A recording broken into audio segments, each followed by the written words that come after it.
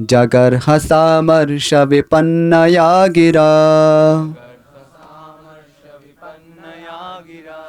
शिवद्विषं धूमपथश्रमस्मयम् स्वतेजसा भूतगणान् समुत्थितान् निगृह्य देवी जगतोऽभिषण्वतः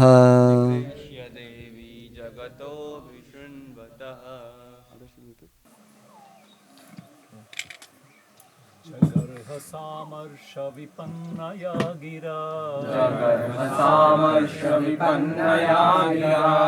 शिवद्विषं धूमपथश्रमस्मयम्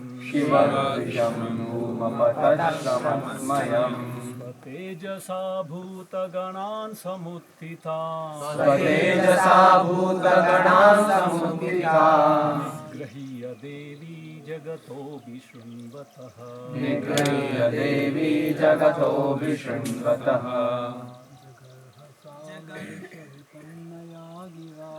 जगर्हसामर्ष विपन्नया गिरा शिवद्विषं धूमपथश्रमस्मयम् स्वतेजसा भूतगणान् समुत्थितान् निगृह्य देवी जगतोऽभिषण्वतः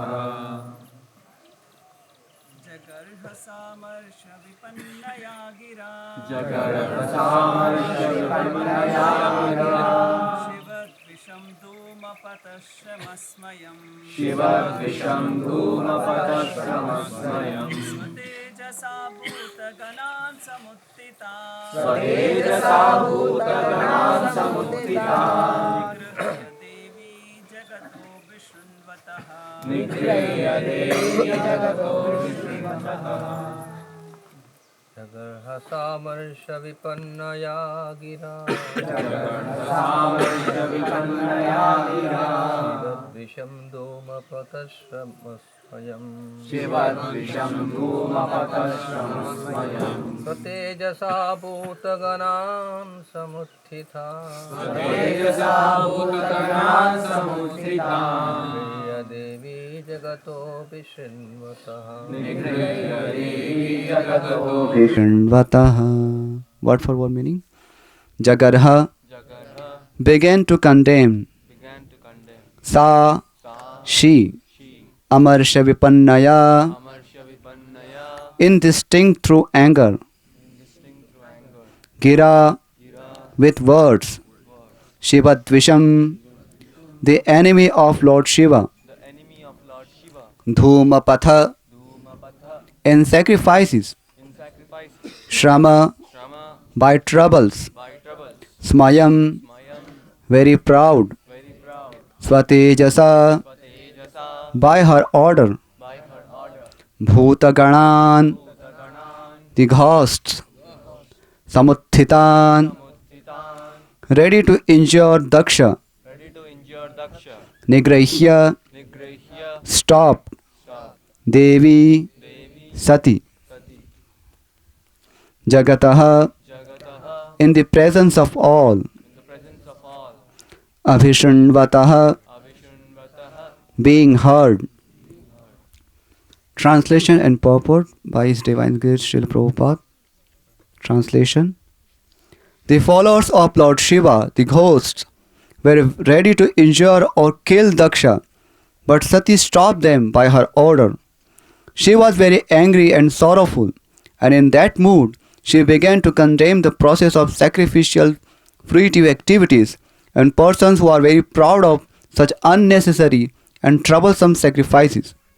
She especially condemned her father, speaking against him in the presence of all. Purport. The process of offering sacrifices is especially meant to satisfy Vishnu, who is called Yatnesha, because he is the enjoyer of the fruits of all sacrifice. Bhagavad Gita 5.29 also confirms this fact. The Lord says, Bhoktaram Yatnya Tapasam. he is the actual beneficiary of all sacrifices. Not knowing this fact, less intelligent men offer us sacrifices for some material benefit. To derive personal material benefits for sense gratification is the reason persons like Daksha and his followers perform sacrifices. Such sacrifices are condemned here as a labor of love without actual profit. This is confirmed in Srimad Bhagavatam. One may prosecute the Vedic injunctions of offering sacrifices and other fruitive activities, but if by such activities one does not develop attraction for Vishnu, they are useless labors. One who has developed love for Vishnu must develop love and respect for Vishnu's devotees. Lord Shiva is considered the foremost personality amongst the Vaishnavas. Vaishnavanam Vyatha Shambhu. Thus, when Sati saw that her father was performing great sacrifices but had no respect for the greatest devotee, Lord Shiva, she was very angry. This is fitting. When Vishnu or a Vaishnava is insulted, one should be angry.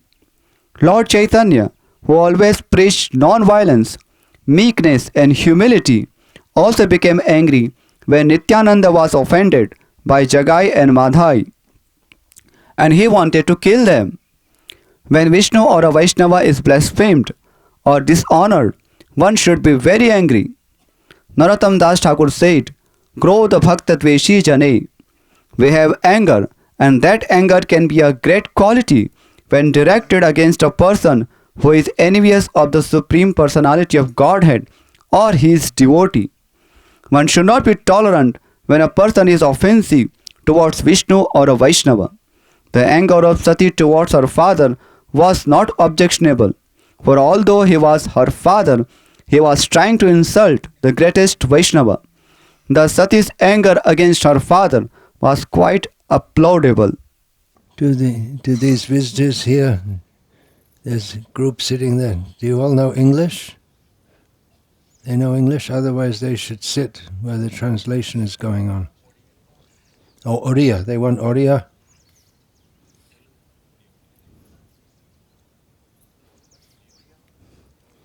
Then better Radha Krishna Charan, you sit in the middle of them all. Then, yeah. Oh, they want Hindi, do they?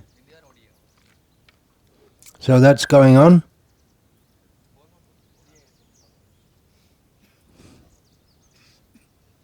Hare Krishna, Krishna Krishna, Hare Hare. Hare Rama, Rama Rama, Hare Hare. Several important lessons can be extracted from this verse and Srila Prabhupada's purport to it. One is that on the social platform, it's clearly seen here by the behavior of Sati that even though she was raised under the protection of her father, having been given in marriage, when there was a dispute between her father and her husband. Actually, there wasn't a dispute, but there was. They weren't. Lord Shiva didn't respond to Daksha's blasphemy, but there was a distinct antipathy between the two. So Sati took the side of her husband to the extent that she became very angry at her father. It's practically unheard of in civilized society that a daughter can become angry at her father. Of course, in this case, her husband was more than her husband. He was a great Vaishnava. This is the point that Srila Prabhupada brings out. We have in this purport statements by Srila Prabhupada which would be very surprising to many spiritually minded people.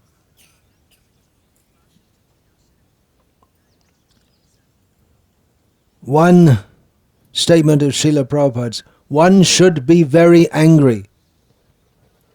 One should not be tolerant. Of course, we have to see the context. When Vishnu or a Vaishnava is insulted, one should be angry. When Vishnu or a Vaishnava is blasphemed or dishonored, one should be very angry. One should not be tolerant when a person is offensive towards Vishnu or a Vaishnava. So, generally, one should not be angry. Generally, one should be tolerant. There are important instructions in this regard. In Bhagavad Gita, Lord Krishna certifies anger as one of the three gates leading to hell. Do you know that verse? No. Trividhang narakasyedam dwaram nashanam atmanaha kamas krodha tata lobhas tasmat etat trayang tyajet. Lord Krishna tells Arjuna that there are three gates to hell: lust, anger, and greed. Therefore they should be given up. This is within the context of Krishna inciting Arjuna to become angry. Arjuna wanted to be tolerant of the atrocities of Duryodhana and his followers. Arjuna wanted to forgive and forget. Krishna,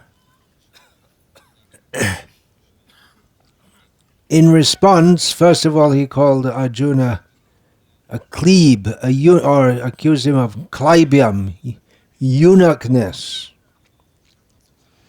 of being like a eunuch, which is a great insult for a kshatriya, who's supposed to be the very emblem of manliness. It was especially piercing to Arjuna, who had had to spend 1 year posing as a eunuch, dressed in a sari with braided hair. What an insult for a kshatriya to have to do such a thing.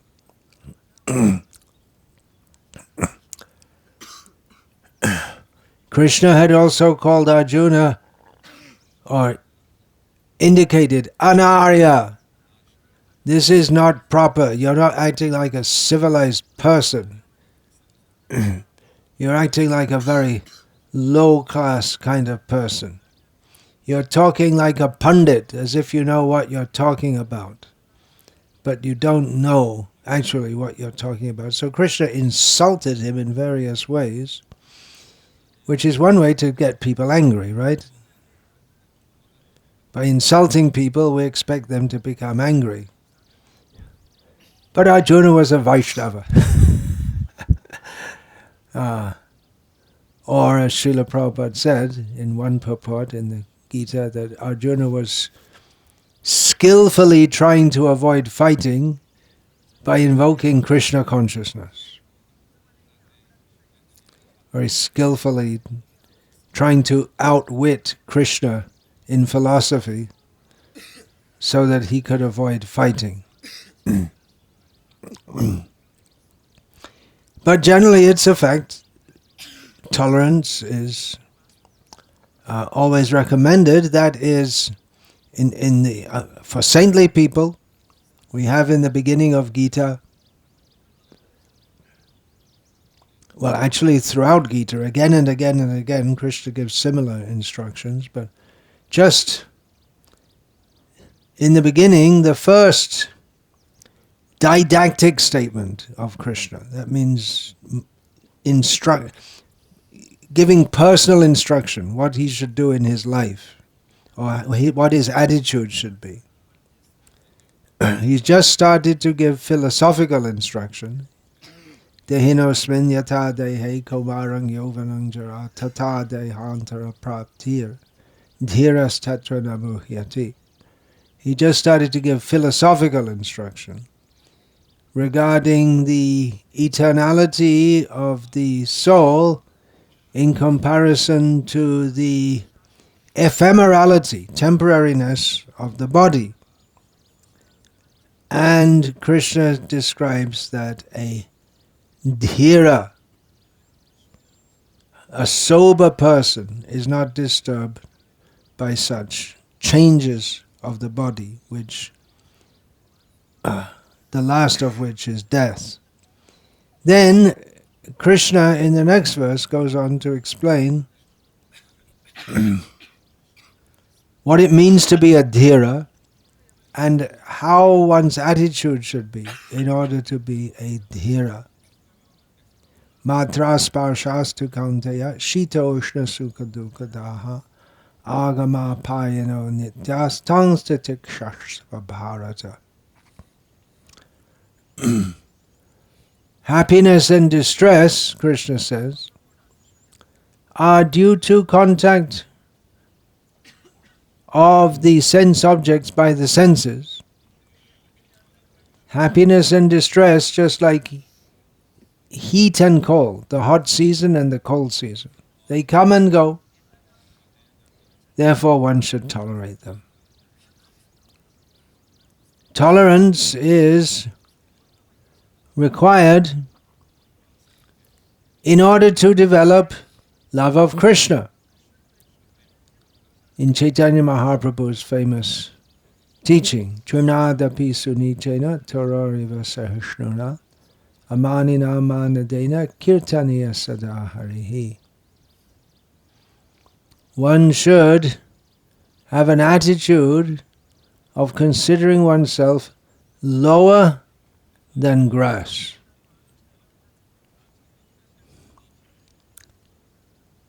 That's very humble. Almost impossible to imagine. At least for me. Then one should be tolerant like a tree, ready to offer respect to others, and not desiring respect for oneself. And in this way, one can chant the holy name of the Lord constantly. This is a prerequisite for developing love of God. This chanting of the holy names comes to perfection when one has internalized this spirit of the Trinadapi verse.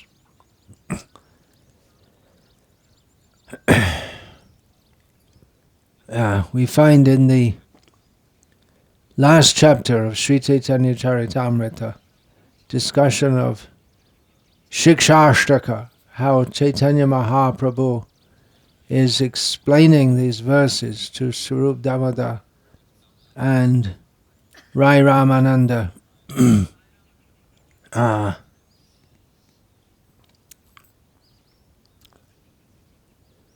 What is that verse?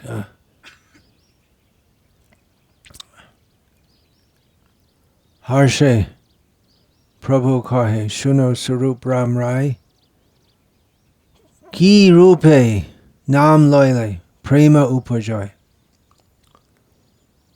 Happily, Chaitanya Mahaprabhu said to Swarup Damodar and Ramananda Rai, now just hear in which way one has to take the name of Krishna in such a manner that prem, love of Krishna, will arise. And then Chaitanya Mahaprabhu says, Trinadapi sunichena torariva sahishnana amanina manadena kirtaniya sada harihi.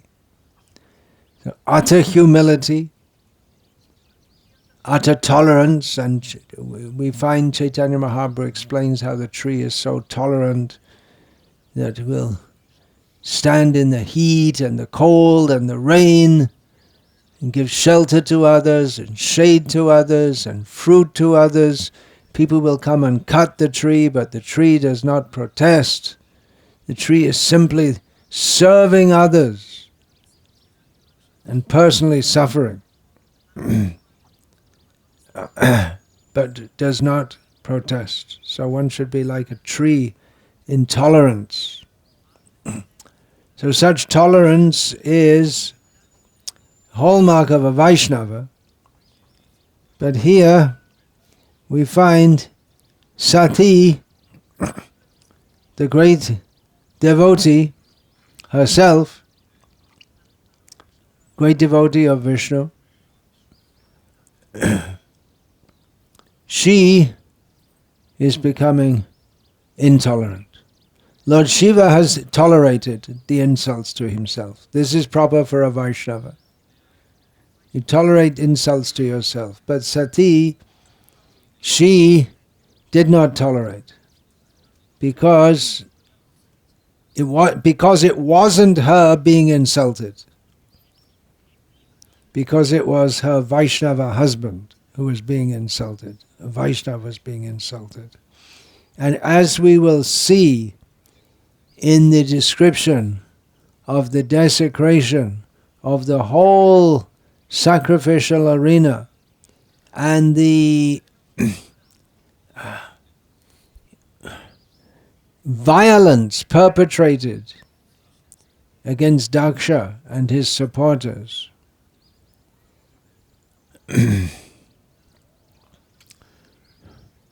we will see the results of insulting Vaishnavas.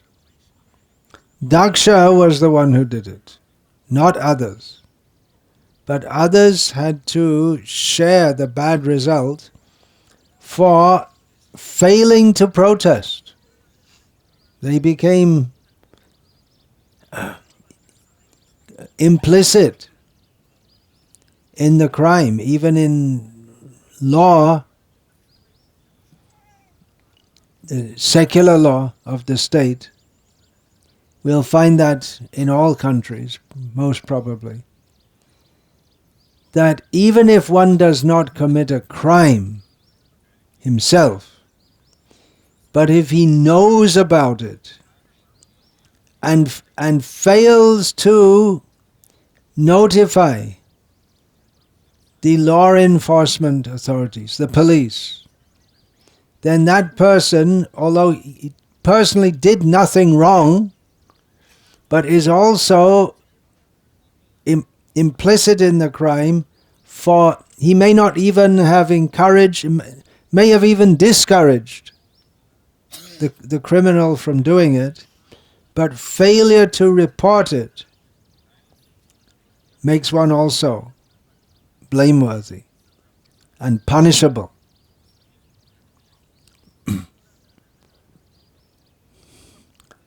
These things should be understood. One should become angry in some circumstances. Once in South India, I believe it was, maybe in Chennai, Madras at the time, one young British man was there, not a devotee, who was visiting when Srila Prabhupada had a small meeting. He was appreciative of Srila Prabhupada. And Srila Prabhupada was preaching, and afterwards the man said, yes, it's all very good what you've said, and we can all adopt it, and then we'll all become less angry. Srila Prabhupada said in response, what's wrong with being angry? The man was shocked. You remember, you read that? You're nodding your head like that. Yeah. The man was shocked. Well, surely a sadhu will preach against anger. Being angry is a very bad quality. Maybe we've seen people becoming angry. We've been the subject of anger ourselves.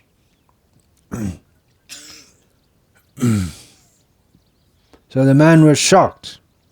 But actually, if you think about it, it doesn't require any great philosophy to understand it. Anger is sometimes required. If the parents are never angry toward the children, then the children won't be properly trained. The child, of course, when the child is very young,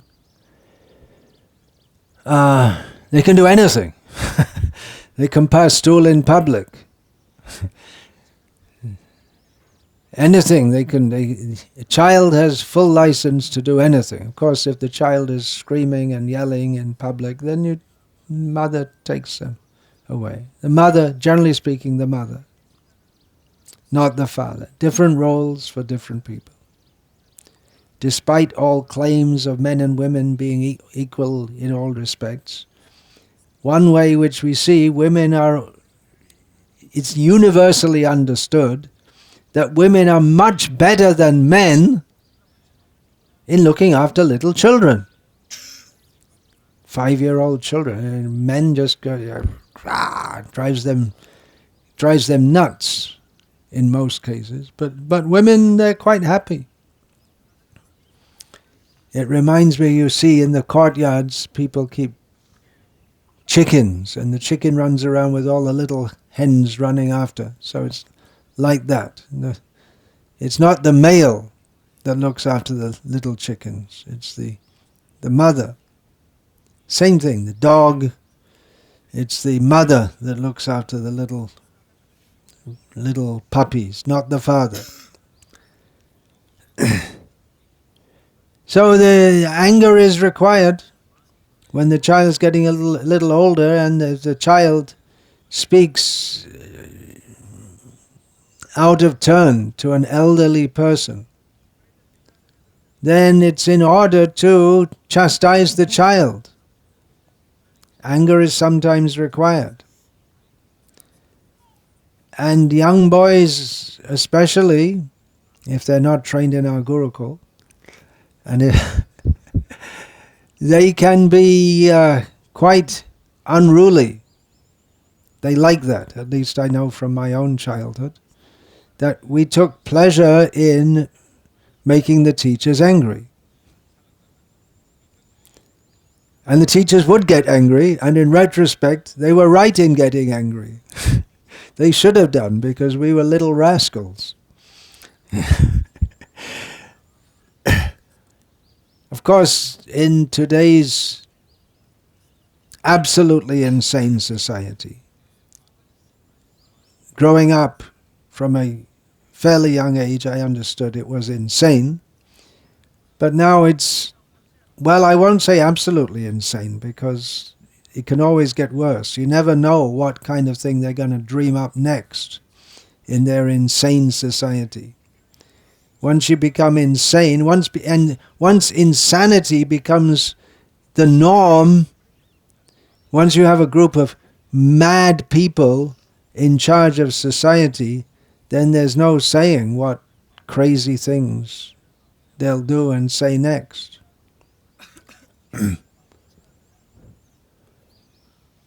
So in today's society, you shouldn't become angry at children, shouldn't discipline children, you should just let them grow up and let their inner tendencies come out. One book, talking about school again, my school I went to, one book we had to study at school. The author is William Faulkner, and the title of the book is The Lord of the Flies. And it's about a group of young boys who were on a ship that got shipwrecked somewhere in the middle of the ocean. And somehow they got to some island, uninhabited island, where they got some food, they could live. And it describes how in a short time, the children, the boys, without any adult supervision, became extremely violent, and the strong ones dominated the weaker ones. And when it came to the point that one boy killed another, just at that point, is that right? Have you read this story? As far as I remember, it's a famous modern novel. Never heard of it. You've heard of it, yeah. Well, so it just one had killed another, and then a rescue ship came, and that was the end of the story, as far as I remember. So the moral of that story is, well, there may be many, that human, without discipline in society, people will, a certain class of people will tend to be barbaric. They'll take advantage of their own strength to exploit unfairly persons without such strength. This was seen in New Orleans after Hurricane Katrina, in which the whole city became flooded. This was, 10 years ago? Something like that. New Orleans, a major city in the United States. Major means it's quite large, otherwise nothing of much importance, unless you're into jazz music.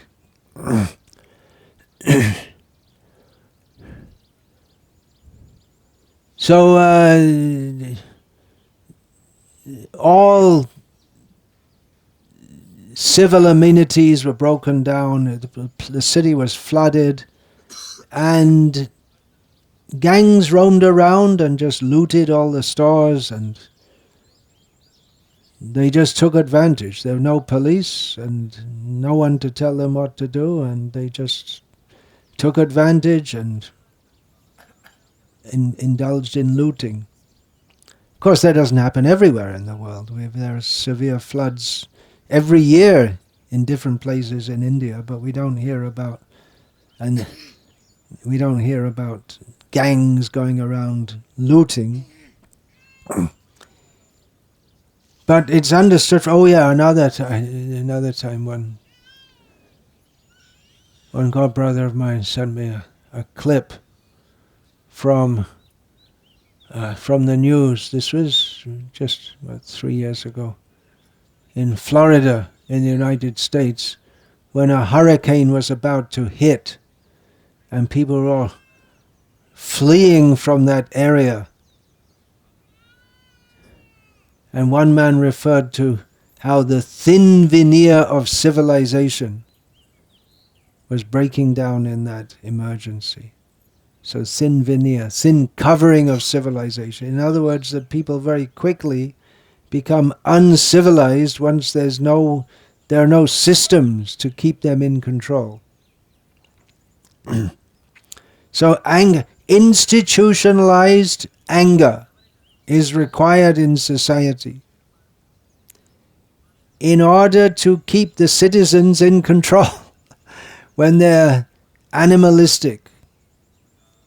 As in today's consumer society, it's called a consumer society, which is fueled by, people are motivated by lust and greed.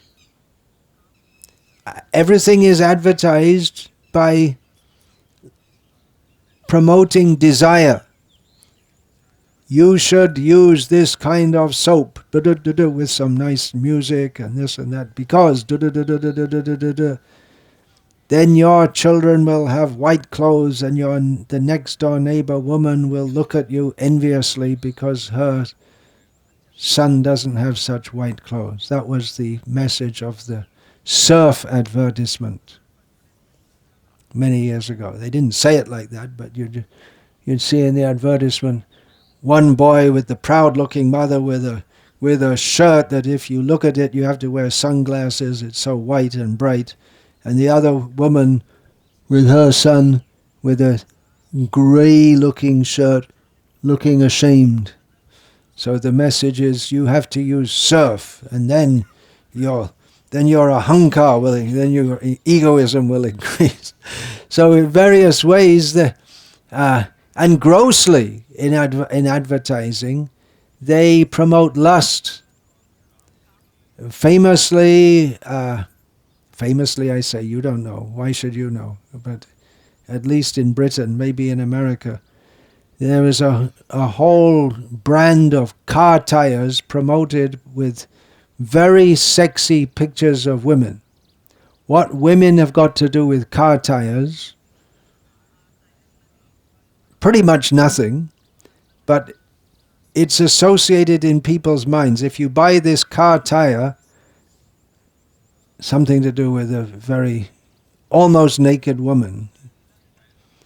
If you buy the tire, you don't get the woman, which is probably better for you, because if you get the woman, you get a whole bunch of trouble anyway, especially that kind of woman who will pose in photos with no clothes on, or almost no clothes on them.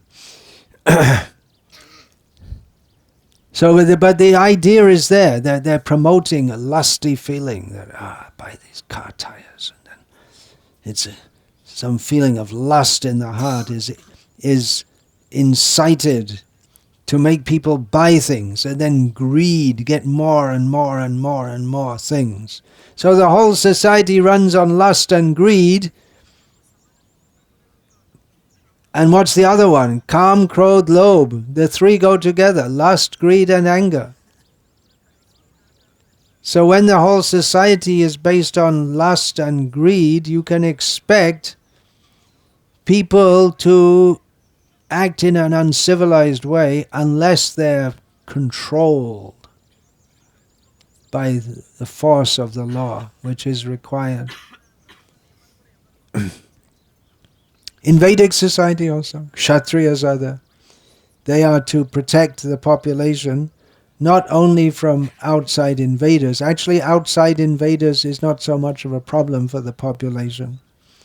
Because if a neighboring king attacks, it's not a problem for the population, because they don't go around, invaders don't go around burning fields and killing and raping citizens. They only fight with the local Kshatriyas. So if your king is defeated, then you have another king, and you have to pay the taxes to another king, that's all. Either you pay to this king or another king. There are descriptions, in one field the Kshatriyas will be fighting, and the next field the man is ploughing the field. He doesn't care what's going on. They're not going to harm him.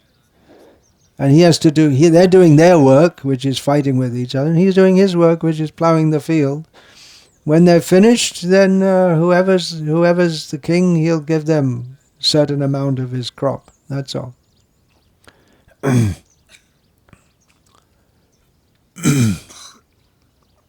So in this demoniac society, there must be anger. That is the symptom of a demon. That's said about Hiranyakashipu. Although he had everything in the world as fuel for the fire of his mundane desire, he literally got whatever he wanted, but still he was always angry, because material sense gratification never leads to happiness. It simply leads to frustration. Frustration is expressed as anger. So even without any reason, someone may inflict violence on another, just out of general feeling of frustration. So such anger is very bad. But one should be angry if a Vaishnava is insulted. Otherwise one becomes complicit in that crime. He also becomes a sharer. He has to share in the bad results of that. That's described when Nityananda Prabhu went to the village of Ramachandra Khan, who had been so wicked in trying to get Haridas Thakur to fall down. Nityananda Prabhu went to his village later, and that Ramachandra Khan, he treated Nityananda Prabhu and his followers very demeaningly. He didn't give them a proper place to stay. He said, "Oh, they can stay in the cowshed." He didn't welcome them properly. So Nityananda became very angry. Why? He was being mistreated, but he was coming as a representative of Chaitanya Mahaprabhu and Chaitanya Mahaprabhu's order. So seeing Ramachandra Khan's disdain and insulting behavior toward the Vaishnavas, Nityananda left there in anger. In this regard, there's a verse in Chaitanya Charitamrita. What is that? What is that? Mahanter Apaman? What is that? Jai Deshe Hoy, Ek Jone Dosh. Shoktaki, Ramchandra Kane Shambhandi. Anyway, the purport is that this is the result of insulting a great person. Because of one person's... then what happened later, shortly after, the Turkish representative of the government, so a Turk, a representative of the government, because Ramchandra Khan, as a tax collector, had been keeping more for himself than he was allowed.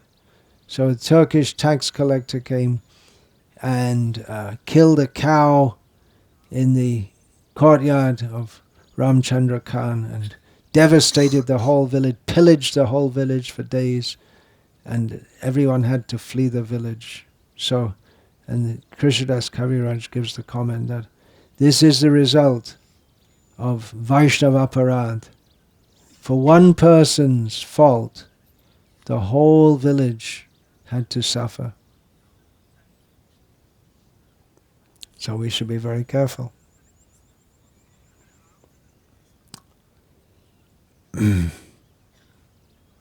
Okay, I'll finish there. Any question? Anyone like to find that verse? Ek Jane Dosh. I believe that's how it goes. These are important things you can all learn. There are so many important verses we have to learn.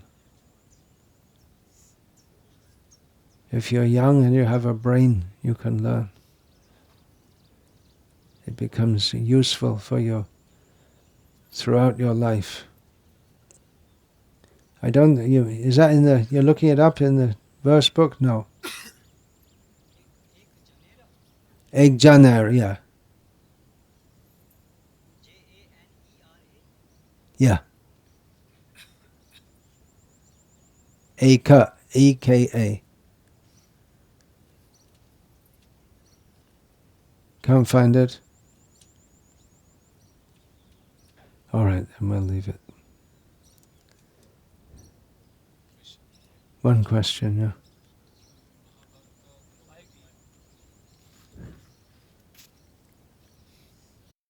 In Mahabharata, Draupadi always take revenge on Kauravas, but Yudhishthira always means Draupadi wanted revenge. Yudhishthira tolerate. Was more in the mood of tolerating. That was his inclination, Yudhishthira, to tolerate, but at the same time he knew that this should not be tolerated.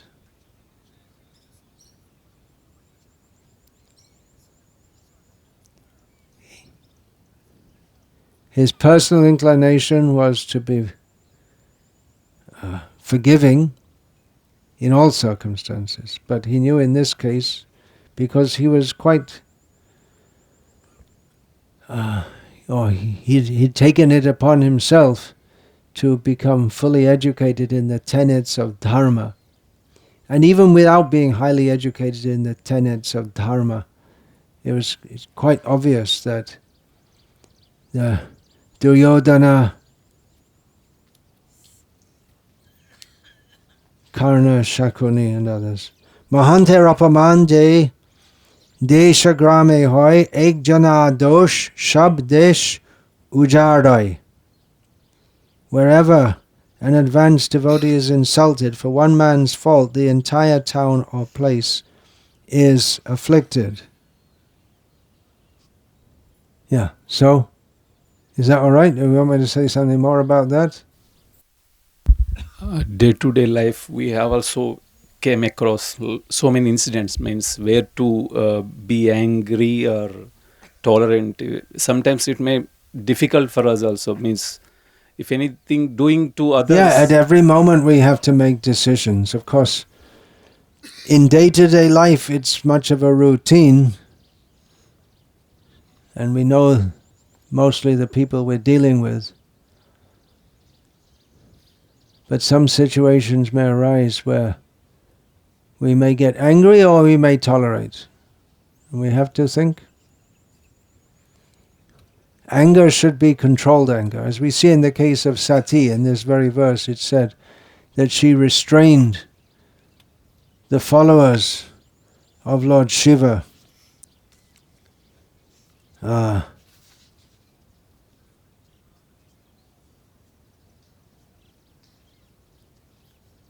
The followers of Lord Shiva, the ghosts were ready to injure or kill Daksha, but Sati stopped them by her order. She was very angry. But still she stopped the followers of Lord Shiva from acting against Daksha at that point. So it was controlled anger.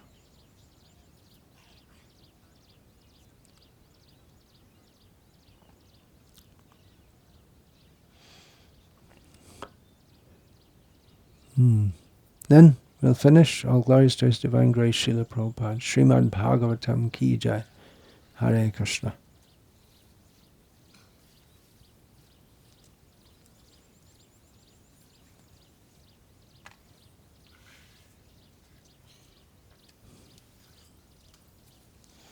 These are all verses from Chaitanya Charitamrita, is it? I did something like this in Bengali, but I also included verses from Chaitanya Bhagavata, Prem Bhakti Chandrika,